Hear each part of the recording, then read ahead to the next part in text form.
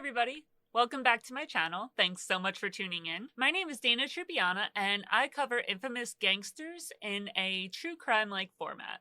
I have just stopped altogether saying the lie of every week because, let's be real, I do not put videos out anywhere near every week. So we're just gonna stop pretending. We're gonna stop kidding ourselves, okay? We're just gonna say, this is the kind of video I do. My show, Mob Times, comes out on Tuesdays. It's been a really long time since I put a video out. Honestly, it's been kind of like multiple things. I've been really busy. I've been nonstop busy at work. And on top of that, I don't know what it is. Like, I like recording. I like doing these videos, but for some reason, I have gotten ready, fully ready. I have everything that I'm gonna say all planned out, have all my makeup on, like fully camera ready, and I sit on my couch and I'm like, I don't feel like doing that. I'm just gonna hang around and then go to bed instead. So I've been a loser lately, I'm not gonna lie to you guys. So I'm so sorry it's been so long. I hope that you're still happy to be here and, you know, you're game for a video whenever it comes out. Before we get into the video, I do want to mention that my follower count is slowly but surely creeping up. And we're getting really close to that 60K mark. And you know what that means. That means it's time for a giveaway.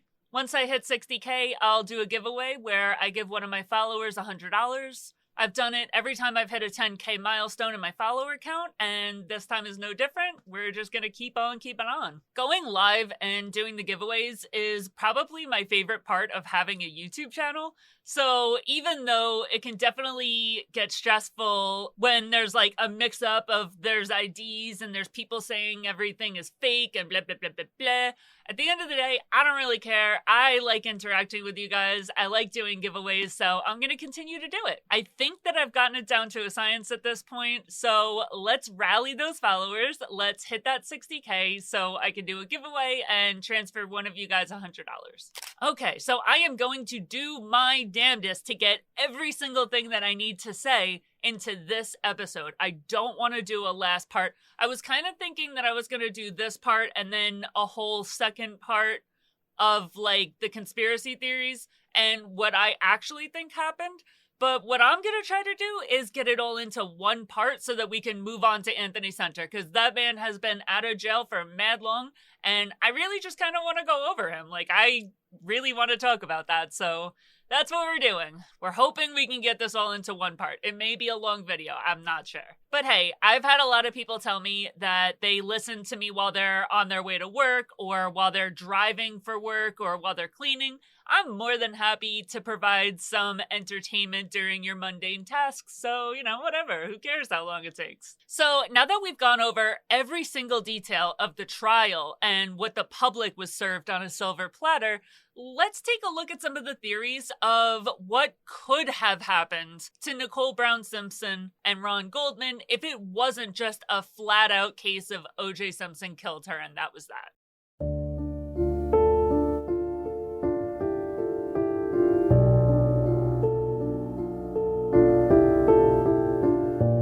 If we were to accept the idea that OJ didn't kill them, what other options do we have? It seems like, since the murder, the leading consensus and the biggest conspiracy theory has been that it was his son, Jason Simpson, that committed the murders. The theory actually has a little bit of merit, and I've mentioned it a few times while I was recording the videos. To be 100% honest with you guys, it's not what I think happened. I'll go over what I think actually happened. It's going to be the last thing that I go over, but it is something that I can see why people think it, honestly. I can totally see why people think this and what gives this theory merit. There's a lot of circumstantial evidence that lines up that puts Jason in the right place at the right time with the right motive, and a father who would literally go to prison to protect him. So it's not so crazy that OJ didn't come out and say, hey, I didn't do it, but I know exactly who did, if it's his son that did it, and he's not going to put his son in jail. I also want to be mindful of the fact that Jason Simpson is a real live human being. Like, a lot of people will talk about how it was definitely him and, you know, they're convinced without a shadow of a doubt. But at the end of the day, like, this is a real live human being. And if he didn't do it, like, that's a whole lot of accusation being thrown at somebody that may not have had anything to do with anything. So I do want to keep that in mind. And I do want to tread lightly just because, like, this is a real live human being. Jason Simpson is out there right now. And I don't want to just throw accusations at somebody and then it turns out that, like, they had absolutely nothing to do with it. That would be really messed up. Okay, so before we go into why everybody thinks this theory, let's talk a little bit about Jason Simpson. Jason was the middle child of O.J. Simpson and his first wife, Marguerite Whitley. Jason was born in 1970, and he was really close with his dad. He was by O.J.'s side as he was added into the Hall of Fame. He was at the premiere for Naked Gun 33, and he was at the house when OJ pulled up from the police chase. So this is somebody that we can consistently see in OJ's life. This is not somebody that was just like a side character or just some kid that we know that he has. Like, this is somebody that was very much so an active participant in OJ's life. When Jason was 10 years old, he was babysitting his 2-year-old sister. And during that time, she ended up drowning to death in the family pool. Now, I am a millennial, okay? I am very aware that we were built different, and he's a lot older than I am, but we were built different. We grew up different. We had a whole different lifestyle than the way that parenting is done now, the way that discipline and watching and all of that, like, we were raised very, very different, so I fully understand that. However, if you ask me, it is bonkers to allow a 10-year-old child to have full supervision over a 2-year-old child. Like, I get, oh, hey, I'm going in the shower for 5 minutes, can you watch your sister? Even that's like, probably wouldn't do it, but again, this is 1977, it's a whole different time, but this is still wild.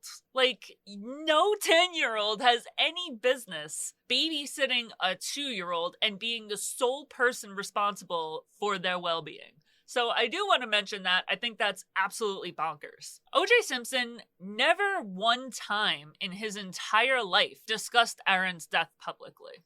The most he can ever be heard talking about his daughter's death was during an interview in 2004, where he said that he and his ex-wife never really discussed her death, and went on to say, I mean, I never have.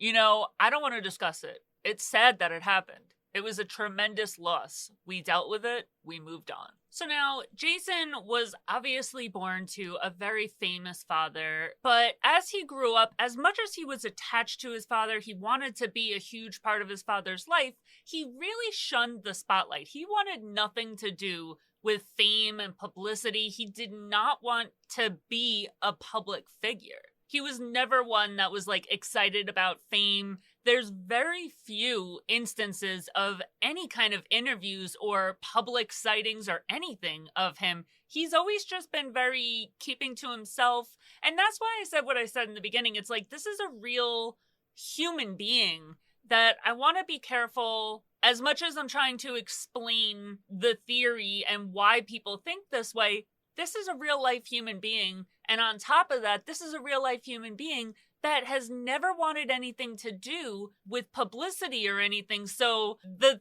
thing that he's most famous for is being a suspect of the murder that his dad stood trial for. And that's kind of messed up.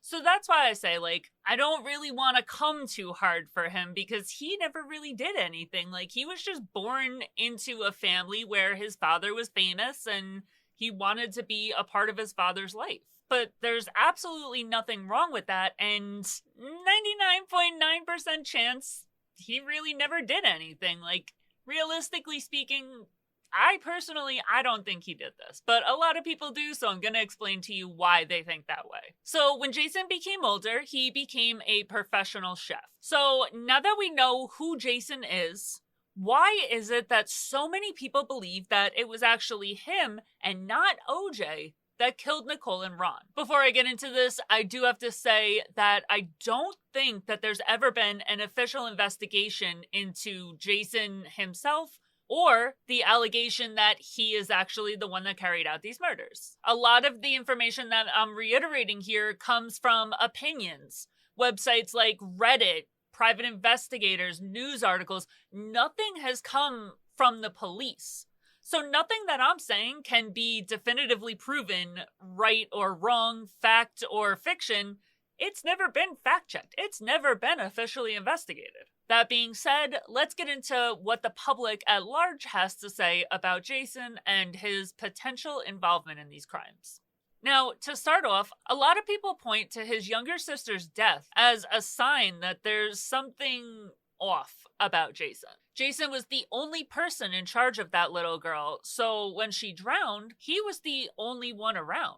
He was well known to have a lot of really bad anger issues. He was on the drug Depakote. Some say that this is for rage, but I looked up Depakote. I see Depakote being listed as an anticonvulsant used mainly to prevent seizures and manage bipolar. I don't see that rage is something that Depakote can treat. But then again, I have been on anti-anxiety medication and other kind of medications like that that are not specifically labeled as anti-anxiety medications. That's not to say that that's not what it was for, but I've definitely been on like blood pressure medication that is for anti-anxiety or anticonvulsant, that kind of stuff, that it says that it treats that, but a lot of people use it to treat anxiety, depression, bipolar, stuff like that. Jason was sent away to a military school when he was a kid. OJ said that he sent him there to instill a sense of discipline into his life, that West Los Angeles wasn't an easy place to raise a kid, especially a kid like Jason,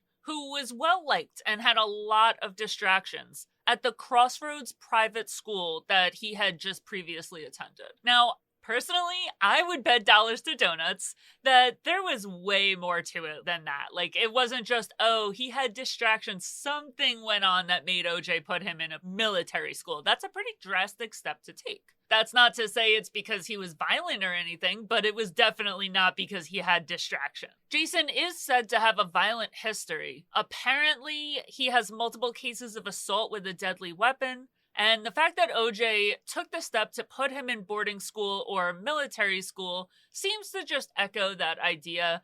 Personally, I wasn't able to find any definitive proof that Jason had any assault with a deadly weapon charges or anything like that, but I did see it discussed online. But again, I wasn't able to prove that. I wasn't able to find any kind of assault with a deadly weapon, anything like that against him. Eventually, OJ made the decision to send him to the Army and Navy Academy in Carlsbad, California. Now, a lot of people point to that school and say that it provided combat training as well as knife training.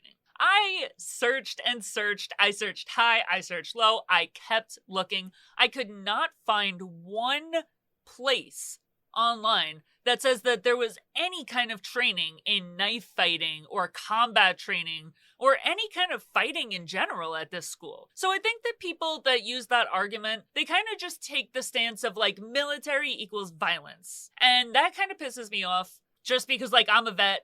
I have never been officially trained in hand-to-hand combat. Like, we did some fighting and stuff like that, but there was no way, shape, or form any kind of, like, knife fighting or any training like that. And if I'm telling you that from the actual military, I promise you that Army and Navy Academy in Carlsbad, California, does not provide official knife fighting training combat skills. Like, no, I call bullshit. But that's what's mentioned online. Now, when you do some research into Jason, one of the running themes that you'll pick up on as you're reading about this kid is his desperate need to make his father proud of him. And that is something I can personally confirm. Jason did do an interview where he said that it broke his heart that his father would go out there and he would talk about how proud he was of him, but it would only be to other people. he would like do an interview or talk to his friends and be like, oh yeah, I'm so proud of my son. He's on the football team. He's doing this, he's doing that. But when he had a conversation with Jason himself, it was just kind of like, you're not doing shit. And I think a lot of parents are like that. They don't want to like gas their kid's head up. They don't want to blow their head up. But at the end of the day, what that's really doing is hurting your kid, you know? Like, it's for a kid that's seeking your approval, for you to go out and give the kid that approval, just not to them, it's pretty mean. Like, it's pretty brutal. But that is one thing I was able to confirm actually came from Jason, because he did an actual interview where he was like, yeah, my dad says that he's super proud of me, but he doesn't say it to me. And that's kind of messed up. So I feel for Jason there. It's sad. And I think that that's one of the things that makes people think that he did it, is that he did this thinking that he would make his father proud by doing it. Now, even from a young age, Jason really wanted to be a chef. And he made that dream a reality when he grew up. He played football for a little bit when he was in the academy, but when he got out, he immediately put all his effort into becoming a chef. So he gets out of the academy. He is a prior football player. He is well built, he's stocky, and he can probably handle his own in a fight, even if he hasn't been specifically trained in fighting. And he's got some struggles with mental health, and that's pretty evident in the medication that he was prescribed. So great, we're getting a picture of why people may be a little suspicious of him. Now, here's a few of the prevailing ideas that make people say that they think it's Jason, not OJ, that murdered Nicole and Ron. The fact that I see mentioned the most often online when people are talking about this theory, aside from the fact that Jason went to military school, so that must mean that he's trained in knife fighting, is the fact that Jason was a chef. According to this theory, he would have had a set of knives on him pretty much at all times. Given that the murder weapon was obviously a knife, and that the murdered weapon was never found, which is something that would have had a huge impact on the outcome of OJ's trial, it makes sense that somebody who would have access to knives, or would have knives on them a lot, would have an easier time wielding one, having access to it, having it at arm's length. Like, I get that theory. Another thing that people bring up a lot in support of this theory is that before OJ ever even hired a lawyer for himself, he hired a lawyer for his son Jason. Now, I do want to say that the only problem with this theory is that it's very misleading. You can't believe what people just like spout off online. That is true. OJ did hire a lawyer for Jason, but again, misleading. When people repeat this like evidence, they fail to mention that the lawyers were not just retained for Jason, but for both of OJ's adult children, Jason and his daughter Arnell. Police made it clear that if the children declined to be interviewed, they would be served with subpoenas. So, like, as soon as OJ was accused of this, the police went after the kids. And as soon as the police went after the kids, OJ hired his kids' lawyers, which is just something any responsible parent would do, if you ask me. Like, you come after my kids, first of all, I would never say word number one to a cop. I don't care if I was in a different country when the crime happened. I am immediately, shut up, stop talking to me, lawyer. And if they're going after my kids and making it clear that they're going to pull my kids in for questioning, that's the first thing I'm going to do. I'm going to get my kids a lawyer, and I'm going to worry about my kids way before I'm going to worry about myself. So personally, this isn't a red flag for me. That would explain why OJ would immediately get a lawyer for anybody that could be subpoenaed to talk. His daughter, his son, his ex-wife, anybody that is under suspicion of being subpoenaed, he's going to hire a lawyer for real quick. Because again, I don't care if I'm in a different country when the crime happens. I'm not saying a word to cops. And you shouldn't either. Like, don't ever speak to police. Don't ever, ever, ever do it. Ever. Just don't. The lawyer being hired isn't nearly as nefarious as a lot of these conspiracy theorists claim that it is. It's really not. I think it would be weird if he didn't hire his kid a lawyer, honestly. Johnny Cochran was initially the one that was hired to represent the two children, but he ended up signing on to be a part of OJ's defense team, so that kind of made it so that he couldn't be a lawyer for the kids, so he handed the kids off to attorneys in the surrounding area. Now, here's where a bulk of the evidence comes in. Later on, a storage locker that belonged to Jason was purchased. A storage area or a storage locker can be purchased if you default on payments. So let's say I have a storage locker, I'm making payments on it, I stop making payments on it, that storage locker goes up for auction. A private investigator named William Deere bought that storage locker and compiled a shit ton of evidence. One of the main things being this storage locker where Jason kept a lot of things that Deere claims is in relation to the murder that he carried out. Deere claims that in this storage locker and through other purchases, he was able to acquire the truck that Jason drove at the time, a dark green Jeep that had been left in a storage unit. I don't know if it's the same storage unit, but a storage unit. Apparently, Jason left this truck out in the rain for several days. Then the truck was moved and hidden in this storage locker. Deere ended up having a friend go and purchase this vehicle from Jason when Jason put it up for sale. So now he has the storage locker, he has the truck. Deere has a little makeshift crime lab where he keeps everything that he's obtained in relation to Jason committing these murders, which he full-fledged believes is what happened. Jason committed these murders, not OJ. He also believes that he has the murder weapon. Another thing that he was able to obtain from a storage facility that was once owned by Jason. The storage unit itself was easier to acquire. It went up for auction due to non-payment. He was able to get it, no problem.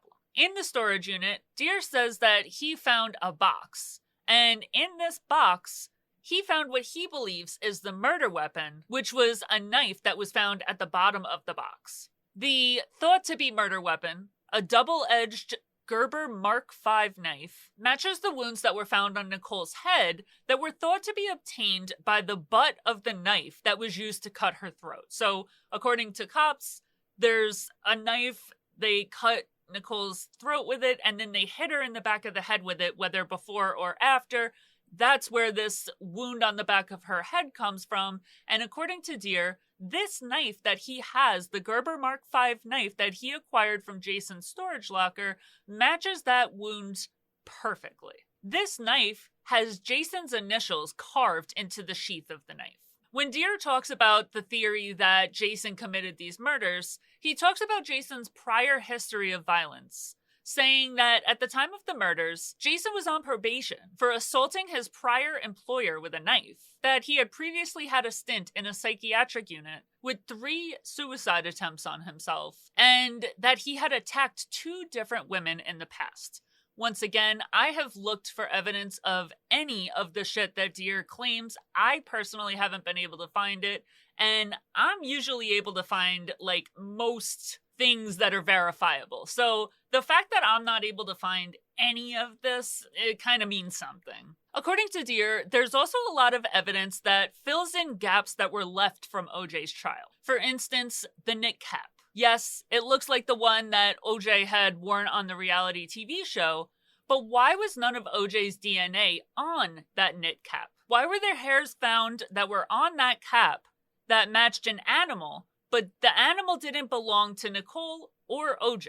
Where could these animals have come from? Turns out LAPD never tested Jason or his animals, whose DNA Deere is sure will match the DNA on the strands of this knit cap if they were recouped from the crime scene. Deere also has pictures of Jason, ones where he's wearing the knit cap that was found at the scene. Now again, does the fact that Jason once wore a beanie and was in a picture with a dog and a beanie mean that he did this? Absolutely not. But it is just more and more evidence that Deere claims mounts up against Jason. He also has Jason's diaries, another thing that he was able to get from the storage locker. And in these diaries, Jason wrote about his obsession with knives, and Deere claims that one sentence in particular sticks out. Jason wrote, "It's the year of the knife for me. I cut away my problem with a knife. Anybody touches my friends, I will kill them. I'm also tired of being Dr. Jekyll and Mr. Hyde." Now, in real life evidence, this is actually true. There was blood and skin under Nicole's fingernails from a fight that she had put up against the killer. There was also blood drops on her back, and neither of those pieces of evidence matched OJ's DNA. I'm gonna go over why I believe that is. That is true. Somebody was there. Like, that's not a question. Who's to say who it was? I personally believe it was somebody else. We're going to go through it at the end. But that is true. There was a whole bunch of DNA at the scene, in the car, multiple places that didn't match OJ and didn't match Nicole or Ron. Again, fact, over 10 sets of fingerprints were found at the crime scene, and none of these belonged to OJ, Nicole, or Ron. Another fact that Deere claims is proof that it was Jason and not OJ was that there was very little blood evidence that was found in OJ's car, despite the fact that there was a fight to the death with Nicole and Ron, and the car that they got into after would have been covered in blood.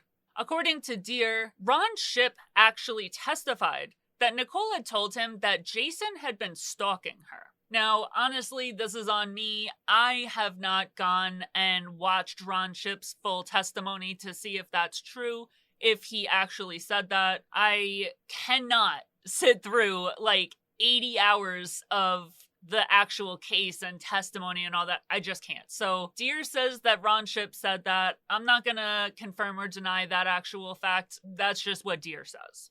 Deere says that he has spent years begging the LAPD to come and do a DNA analysis on the car and the knife that he has in his possession, but he says that the LAPD has continually ignored him.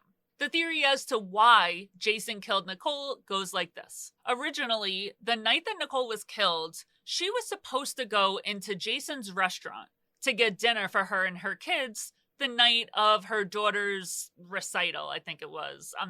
I can't remember. The daughter had something going on. That night, the family was supposed to go to Jason's restaurant. Jason was all set for it. He had planned a special meal that he was going to serve to the family, and he was going to be a part of the celebration that they were having. It was all planned. It was all set. He's excited about it. This is something he wants to participate in. This is his family. Why wouldn't they want to celebrate with him? For some reason, though, Nicole decided to go to a different restaurant instead.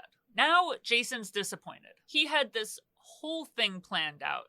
He did everything he could to fit into his father's new family. He had loved having his family together when his mom and his dad were married, but his mom and dad split up after his sister died under his care. He wanted to be close to Nicole. He wanted to be close to Nicole's kids. He wanted to have a complete family unit. But with this one decision, the decision to go to a different restaurant instead of his, he felt like she had taken all of that away from him. With this one decision, she proved that she didn't care about him. She didn't consider him part of her family. She didn't want to celebrate her daughter, his sister, doing amazing at her dance recital.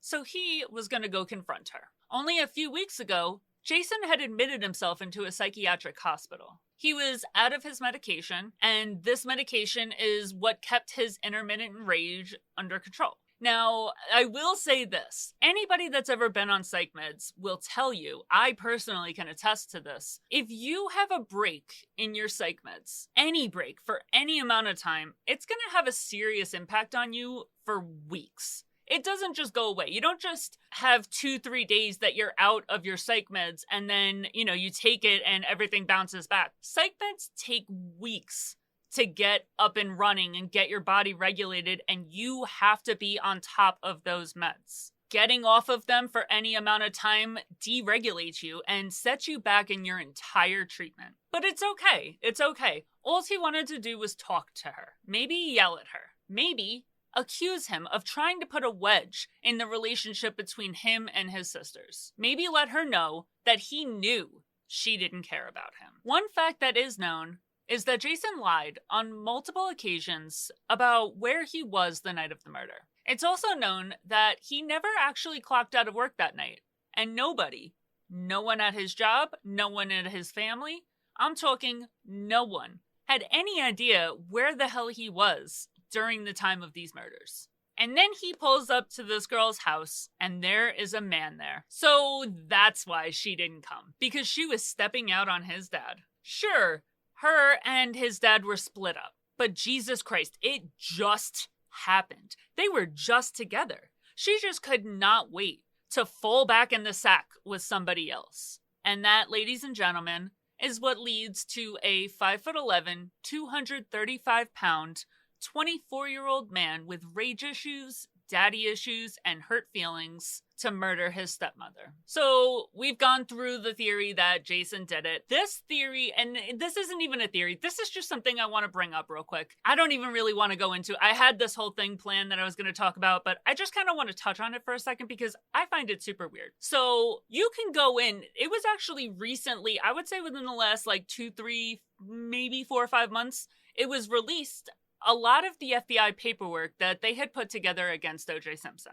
When you go into that FBI paperwork, one thing that I found that was super weird is this theory that it was actually Ron's gay lover that killed the both of them. According to this theory that I got off of the FBI paperwork, I've never heard anybody kind of discuss this theory, but I found it directly on the FBI paperwork. According to this theory, it was a fellow Mezzaluna employee, Stuart Tanner, that actually committed the murder. Apparently, Tanner had plans to hang out with Ron that night, and it seems to be Tanner that this psychic is pointing towards being the killer as well as Ron's lover. Now, to be fully honest, this is one of those things that, like, I really would have just completely ignored it and moved on from it, but I really just can't get over how weird it is that this seems to be as important as it is to the FBI. Now, it came to be on the FBI paperwork because this girl calls the FBI and she is just spewing craziness. And for some reason, this phone call that this girl made is so high up on the FBI report of O.J. Simpson that it's like page 25 of hundreds of pages of paperwork. This theory that this girl called in is higher on the FBI paperwork than the full analysis of the shoes that O.J. Simpson was wearing that night. Higher than really anything. Why? Like, I know that every single high-profile case gets these wackadoodles that are going to call and say crazy shit. But page 25 of the FBI paperwork, it's absolutely wild to me. So I want to go over it briefly. I had a lot more planned. I was going to talk about it a lot more, but I do want to briefly talk about it because I can't figure out why the hell the FBI put it there. So let's go over a few things that this lady is saying in this phone call to the FBI. She says that Nicole wouldn't have opened the door for OJ. He had come to her house the Wednesday before the murder, and she wouldn't let him into the house. She left him knocking at the door and called the police. He ended up breaking the door down. Now, if it's OJ at the door, why would she have turned around and answered the door this time and not done the same thing, just like not answer the door, call the police, do exactly the same thing she had done the previous Wednesday? The door was not kicked in. There's no sign of forced entry, and it's clear that Nicole opened the door and was talking to whoever had knocked. According to this wackadoodle, Goldman's father had said at some point in some public interview, he has not now, nor has he ever been, involved romantically with a woman. So, according to this, he's gay, according to this girl. Now, one thing that I do agree with this little weird sidelong thing that the FBI allows to go into the FBI paperwork is weird, is that Ron was wearing blue jeans when he was killed. He wasn't wearing the uniform that he had worn for his shift at Mezzaluna, meaning that he had gone home and changed before he came to Nicole's house. Now, Stuart Tanner actually testified at O.J. Simpson's trial, and apparently in this testimony, he said, the plan was that I was finishing up soon and I was going to go home and call him and we would meet at a bar. Apparently, Tanner also said that Ron had volunteered to drop the glasses off to Nicole. And that's why we know that Ron was at Nicole's house that day, was to drop the glasses off. And apparently that was volunteered by him. It wasn't just like thrust upon him as a responsibility. Now, according to this wackadoodle girl that's a psychic, she says that the motive is a jealous lover. The weapon, a knife from Mezzaluna. Here, there are fancy restaurants, and they cut their own meat. If Mezzaluna was a fancy restaurant, the knife would have been from there. The killer would know that it's indeed sharp enough to cut meat. There would also be gloves there, for handling the meat and for keeping it from being contaminated. There would also be a large walk-in cooler. In the restaurant where I worked, there were beanies kept on hand for anyone to wear, and gloves too. There was universal, shared by all, knit caps. Now, this girl, in this testimony that she gives that the FBI finds it interesting enough to put on page 25, there's something interesting about Goldman having his ear cut off. Apparently, he had his left ear cut off, and there's a sign of gayness, which is having your left ear pierced, and apparently Goldman had his left ear cut off, and that's why his boyfriend would have cut his left ear off. So yeah, I don't really put too much stock into the theory that it was Ron's gay lover. I don't think that if he was gay, it would be a sign that somebody would murder him faster. I don't know. I think it's weird. I just thought it was super weird that this theory is put so high up in the FBI documents. You usually don't find like these wackadoodle claims so high up in an FBI document. So I just wanted to talk a little bit about that. If you guys have any theories on why the FBI would have included this at all in the FBI documentation, especially why they put it so high up, let me know, because I've gone to Reddit with it. Nobody had any answers, and it's just a very weird thing. So let's get to the theory that I believe is true. And let me preface this by saying it's entirely possible that I believe this theory because of who I am. If anybody has been here for a while and has seen what I've done with my channel, 90% of my earlier work and a huge chunk of my videos, they're all about the American Mafia. I fully believe that this is what happened. I think that it was the American Mafia. And I mean, you could refute it, you could fight it.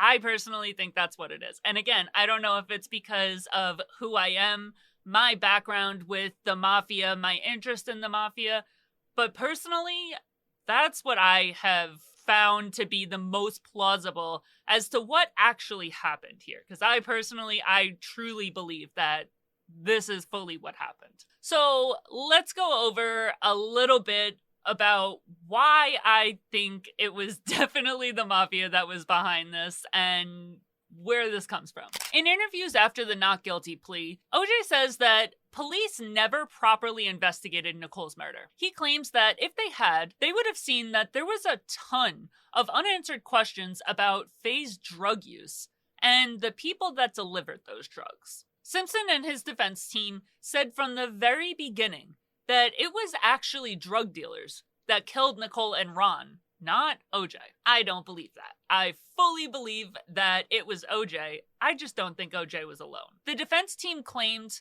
that drug dealers came looking for Faye. Faye, unbeknownst to them, was actually in rehab, and the drug dealers ended up stumbling on Nicole and Ron and ended up killing them instead, and that's what happened. It had nothing to do with OJ. It wasn't this jealous ex-husband. It was drug dealers, and the drug dealers were sent by the mob. An interesting Mafia connection to the case is Nicole's sister, Denise. Now, Nicole's sister, Denise, and really I think she has 2 or 3 sisters, they've all been very vocal, very public about the fact that they fully believe that it was OJ that killed their sister.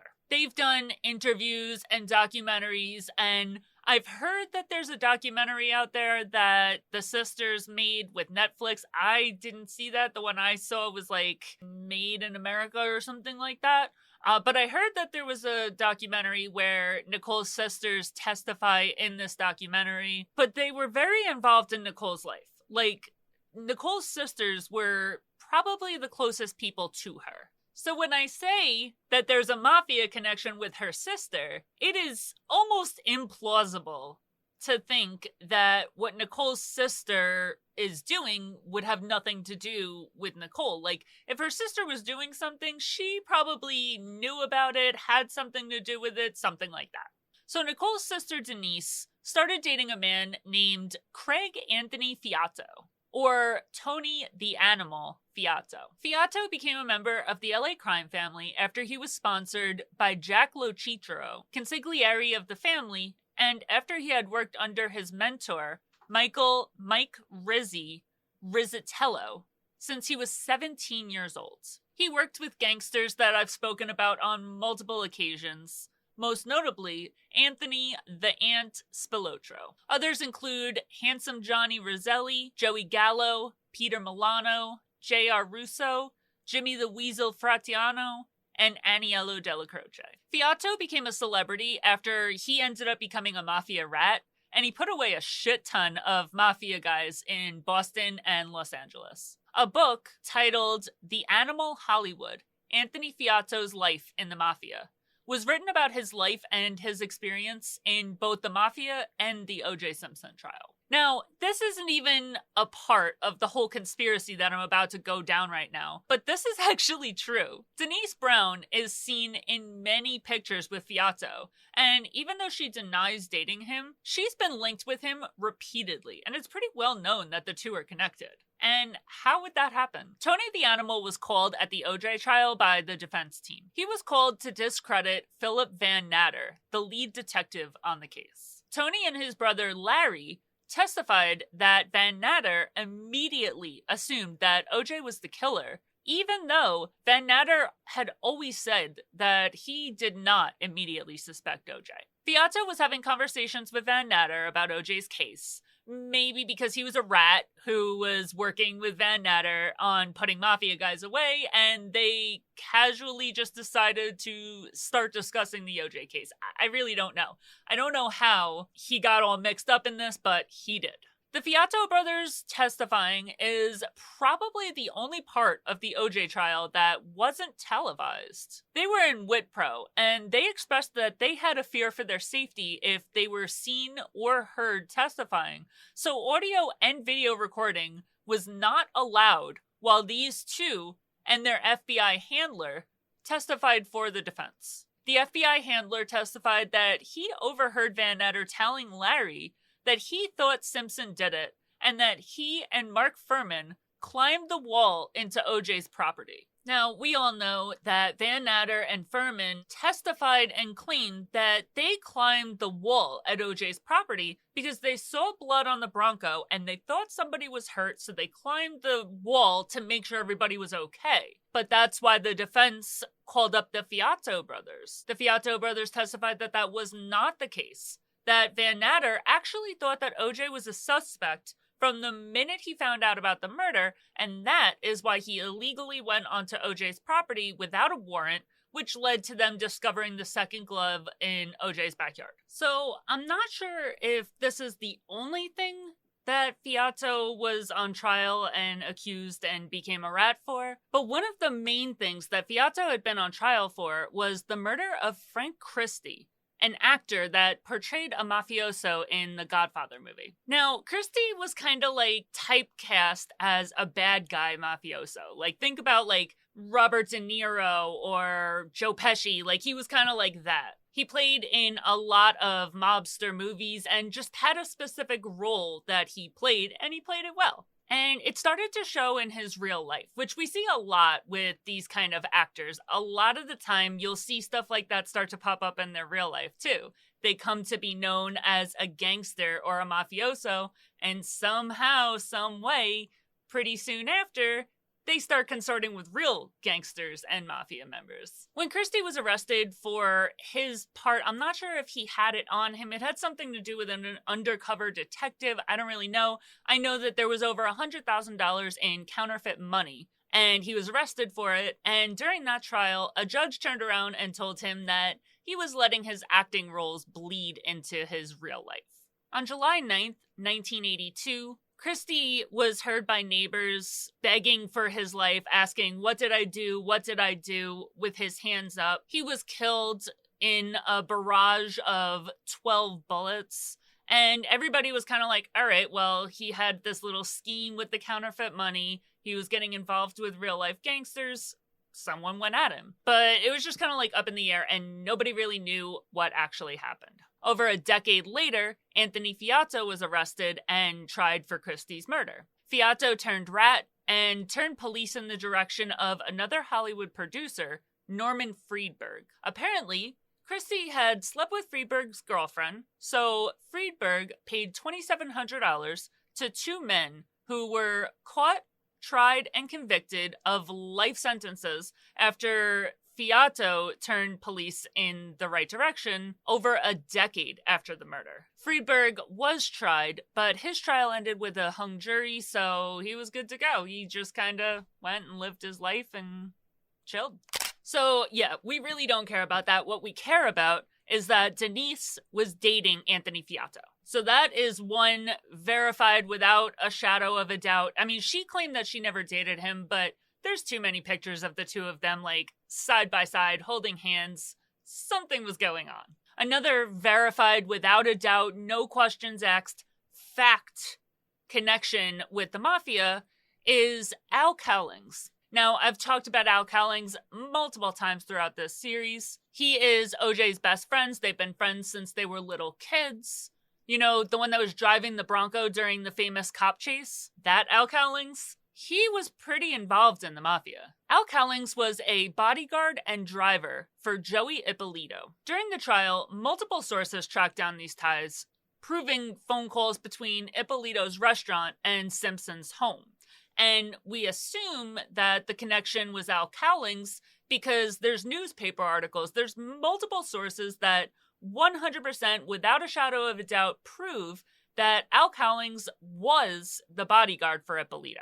This isn't even a question. Attorneys confirm the relationship between the two. It's in the New York Times, like, this is a fact. When asked about the relationship, the lawyers attribute this relationship to a friendly, helpful mafioso helping Al Cowlings by doing a good deed. They claim that Ippolito was helping Al Cowlings to get clean from an addiction to freebase cocaine.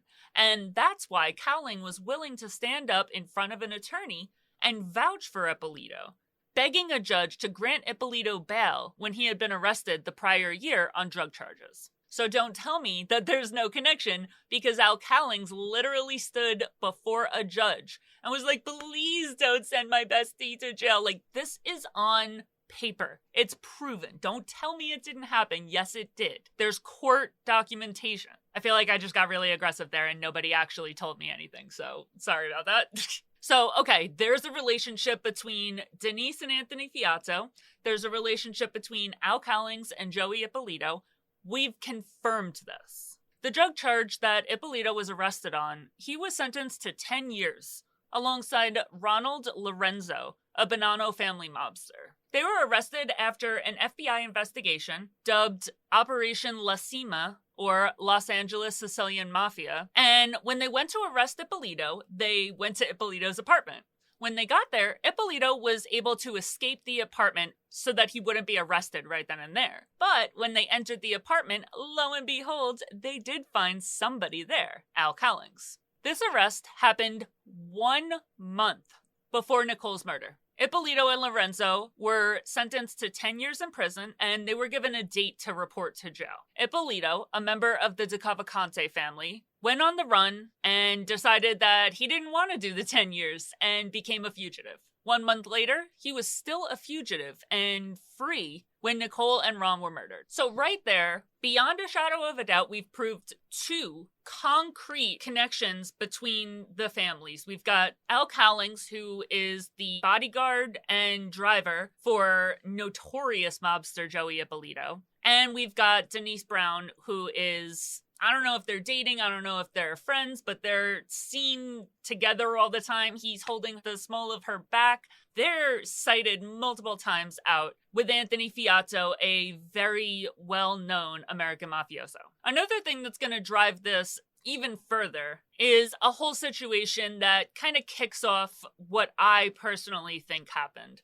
And this kicks off on January 24th, 1994, when Paula Barbieri's car was stolen from a valet. If that name sounds familiar, Barbieri is the woman that OJ was dating when Nicole was killed, and they continued dating throughout his whole trial. Luckily for her, the car was tracked down and returned to her a week later after it was in an accident after a high-speed chase through the streets of Newport Beach, California.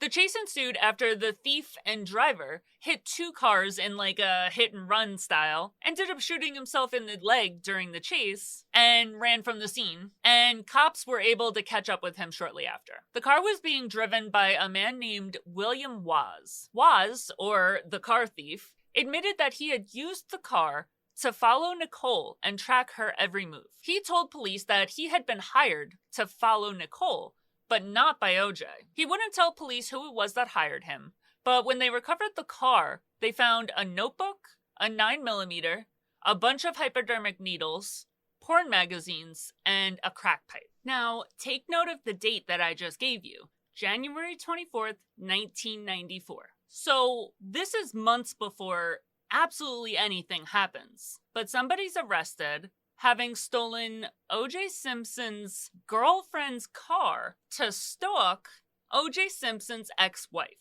It's a little weird. If they had any doubt whatsoever about whether Waz was telling the truth about what he was doing with the car, all they had to do was look at the notebook that was in the car when they found it. The notebook had notes about all of Nicole's recent activity. Some of the notes were mentions of Nicole's sketch, that she had visited the gym in Westwood at 11 a.m., her stop at Litchfield Toys in Westwood, her stop at Tony Roma's, Ventura Boulevard in Encino at 12 p.m., and it ends with 9P Viper Room WH. Now, I have absolutely no idea about the validity or authenticity of any information that I'm about to give you. I'm giving you secondhand information. I can't verify any of this. I can't confirm any of it. But I am going to tell you this man's account of this information.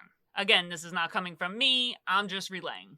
On April 16th of this year, 2024, John Duton came forward and he wanted to tell some secrets that he wasn't willing to disclose until OJ had died 6 days earlier. Paul Barisi is a private investigator, and he came forward with a tape that he had made of John Duton. Back when the murders had just happened, Barisi had interviewed Duton, but he wasn't really able to get much. After OJ died, he decided that he was going to try again, and this time he was more successful. Duton says that he stayed quiet for 30 years because he had been threatened with the murder of himself and his family by the Mafia if he spoke out. Now that OJ's dead, I guess he felt emboldened to tell the truth. He says that OJ Simpson owed a shit ton of money to the Mafia, and he paid that back, but he also ended up paying a lot more money on top of it to have Nicole killed.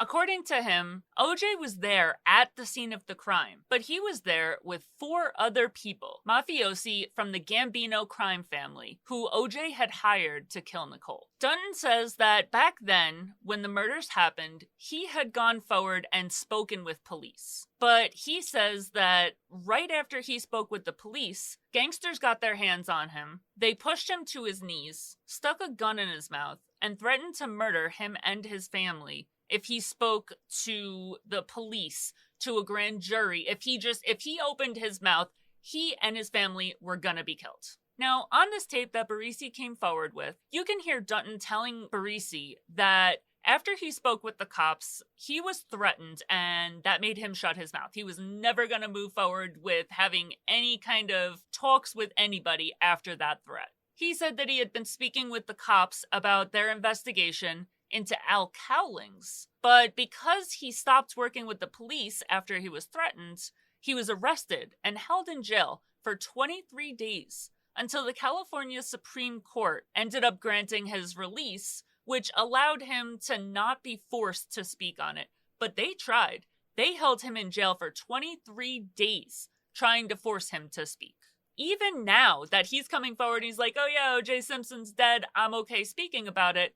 He still to this day refuses to give any names. He didn't give the names of the Gambino gangsters that he claims did the hit. He won't say who put the gun in his mouth, but he does say that OJ hired the Gambinos to kill her and that he wanted to be there when they did it. He says it made total sense that his shoe print was at the scene because he was 100% there when it happened. Okay, so I need you to pay super close attention for like 2 minutes. If you're like cleaning, if you're driving, whatever, just hone in for like 2 minutes because this little part is kind of confusing. I'm getting a little confused, so just pay attention, stick with me for like 2 minutes. So we've got John Duton, who is a witness, and he is involved in the case that's trying to put Al Cowlings in jail. Because he was involved with Al Cowlings, he kind of got wrapped up into this. Now, when John Duton goes forward and has a conversation with the police, according to him, he is threatened, put on his knees, has a gun put in his mouth, and told that he and his family will be murdered if he opens his mouth and speaks to cops, to a grand jury, to anybody. We've got Paul Barisi. Paul Barisi is a private investigator, and he's the one who went to John Duton at the time of the murder and asked him for information. He couldn't get any information, so after OJ died this past April, Barisi decided to go back to John Duton and ask him some questions, and Barisi was a little more forthcoming. Now we've got Anthony Pellicano. And this is where it gets a little confusing because we've got Paul Barisi, Anthony Pellicano, and then we're going to enter Pavolic. So there's a lot of P's going on here. So Paul Barisi is the PI. John Duton is the witness. Anthony Pellicano is also a private investigator. And Bill Pavolic is a prior police officer. So Duton, the witness and criminal that ended up spending 23 days in jail because he wouldn't testify, he claims that the LAPD was trying to force him to say that Anthony Pellicano was involved in the Al Cowlings case and that the LAPD had it out for Pellicano. Remember, Pellicano is a private investigator. Paul Barisi is involved in this because he was hired in 1994 by Anthony Pellicano. He hires Paul Barisi in 1994 to find out what John Duton told the police about Pellicano. Now, Pellicano is a private investigator, but he's also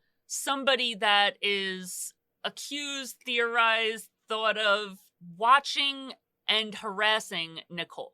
Now, here's where Bill Pavolic enters. So Bill Pavolic is a prior police officer. He says that OJ hired Pellicano, the private investigator, to harass and stalk Nicole. He says that he witnessed with his own eyes the wiretaps that were in Nicole's car and house, and that he saw these recording devices with his own eyes. So Pavolic does his thing for OJ's defense team. But years and years later, OJ is arrested for the robbery in Las Vegas. Remember, we already went over that. When OJ is arrested for the robbery, obviously things start to come back up. People are getting like re-interested in the original murder trial. And when that happens, Pavolic comes forward and he discloses that OJ was having Nicole watched before she died. Pavolic claims that all of the cops knew that Pellicano was wiretapping Nicole, and that if she hadn't ended up being killed,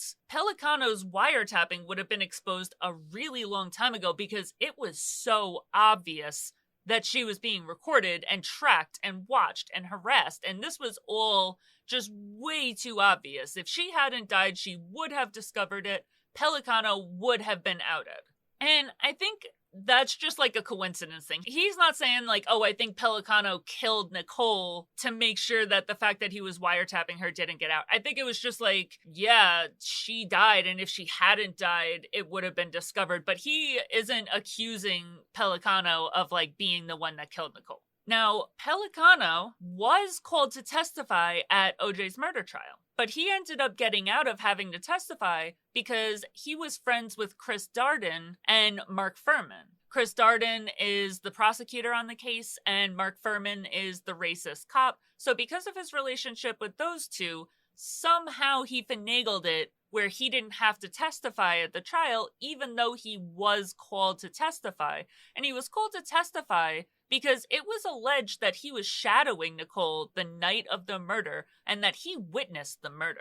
In 2014, Pellicano was sentenced to 16 years in prison after a 111-count indictment accused him of bugging phones and bribing police to get information on celebrities and other people. So, it makes sense that he would do some shit like this. Like, it makes sense that he would wiretap her and that he would be harassing and stalking her because he was arrested for doing exactly that. So it's not super far-fetched. Pellicano had a documentary that was written about him called Sin Eater, The Crimes of Anthony Pellicano, and it came out in March of 2023 on FX. Pellicano worked in the Chicago Police Department, but he ended up resigning after it was proven that he took a $30,000 loan from Paul the Waiter Rica. And I know I've talked about him before. I don't think I've ever done like a specific episode.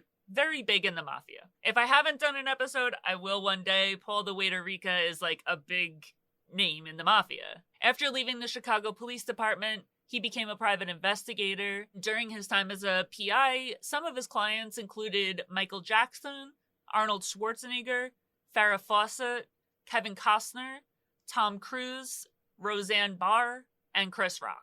So, like, very, very, very big names are hiring this guy. He's got something. If this level of celebrities are hiring him, there's a reason. Now, around the time of Nicole and Ron's death, some other murders that are related to Nicole and Ron and Ippolito and OJ, they start popping up around the same time. Brett Cantor was the owner of a nightclub called Dragonfly.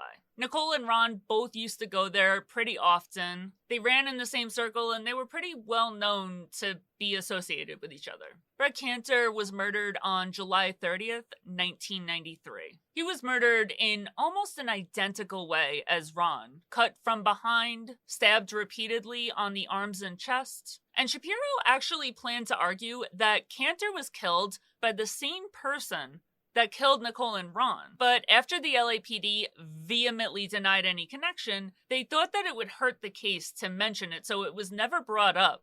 But this is definitely something that was on the radar at the time of the trial and the murder. I'm about to butcher the hell out of this name, okay? But Casimir Sucharski visited OJ a few weeks before Nicole's murder. He returned to Florida, where 2 weeks after Nicole's murder, he was killed in Miramar, Florida, along with two other women, Marie Rogers and Sharon Anderson, on June 26, 1994. 2 weeks later. This is all within a year of each other. Investigations into this case led to people who talked to police anonymously, but told police that these 3 people owed a lot of money to mobsters. In regards to this murder, 2 people were found guilty of these murders, and they were sentenced to death for the crimes, but a motive was never figured out. I could literally spend hours going through every single theory and every single thing related to every single theory. I don't want to do that, okay? So here's what I want to do. I told you at the beginning of this episode that I truly believe a certain thing happened. And what I'm just going to tell you guys right now. I think that OJ and Charlie, or Charles Ehrlich, I think that they killed Nicole and Ron. And I don't think that this was OJ's first attempt to kill her. The story from Waz seems so far-fetched. It seems like a big conspiracy theory, but it lines up. Everything lines up. Everything is confirmed and on paper and like real life. This shit is not just some like offhanded, maybe, could be. No, this shit really happened. It's documented, and I think he wanted to have it done 6 months earlier, and he tried, but it failed with Waz, and then because Waz got arrested and wasn't around anymore, he ended up doing it with Charlie. I'm going to say that I believe that, and the reason that I believe it is because I've always been a big proponent of when somebody tells you who they are, believe them. I've always had that theory when it comes to relationships, when it comes to anything really. Like if somebody's trying to tell you about themselves, believe them. So let me know what you guys think. I would appreciate any kind of feedback. Let me know if you hate this and you want me to be done with it, or if you're enjoying it, what your thoughts are. I welcome any and all input. Thanks so much for watching. Tune in next week to finish off the OJ series, and then we'll be able to go ahead and move on to Anthony Center. I'm so excited to get onto that episode. I really wanted to just knock out OJ in this episode. It's just not going to happen, so I'm going to have to cut it in half. If you just didn't get enough and wanted to watch more episodes, I do have a gabillion episodes where I talk about the lives and legacies of some of the world's most infamous gangsters, killers, all that kind of stuff in a true crime-like fashion. I'll see you next week. Bye.